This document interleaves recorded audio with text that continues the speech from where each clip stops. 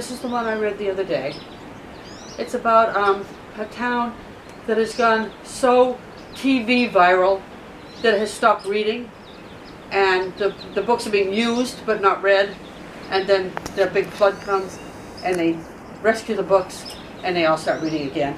One's called The Man Who Walked Between the Towers, and it's about the tightrope walker who, as the Twin Towers were being built, he strung a wire across the top and walked across, and was captured by the police eventually. This one is another book that was a big award winner at one point, called Moret on the High Wire, about a little girl who learns to walk, inspired by a discouraged tightrope walker who's developed fear. He teaches her to walk on the wire, and so she encourages him to return to his art. They're actually memoirs by Tommy DePaul, and this is the first, and we're just working on that one. Our daughter, who lives in Cape Town, works full-time, as does her husband, and they have two little boys who are in school full-time.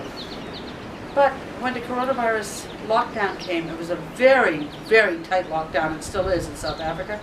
So she was working from home, as was her husband. They live in a tiny apartment. And all of a sudden, these two rowdy, active, busy little boys, curious, were home full-time. And no school, no nanny, no anybody, no grandparents could come in. So she developed a big spreadsheet of curriculum, and on it she said, reading with nanny. So she asked me if I would do it 5 days a week, every day. And I said, that's a little too many days a week for anybody, for them or for me. So let's do it 3 days a week. So I've been reading Monday, Wednesday, and Friday. I read to kids all the time, and these are my grandchildren. So we chat a little bit, and then we read, and then we chat a little more. Usually at the end of it, my daughter comes into the picture. She spends that time getting their dinner together, the boys' dinner. There's 6 hours difference, so I read every day at 11, which is 5 o'clock their time. I started out in college being an American literature major, so literature's always been my thing.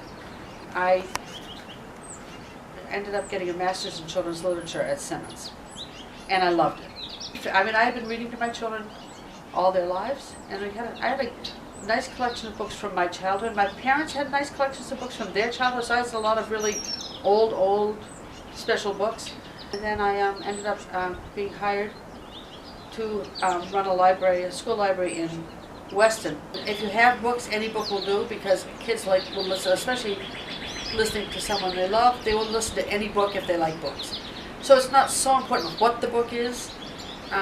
So if you don't have a huge supply, that's okay. I mean, it's a nice way for me to know them and them to know me.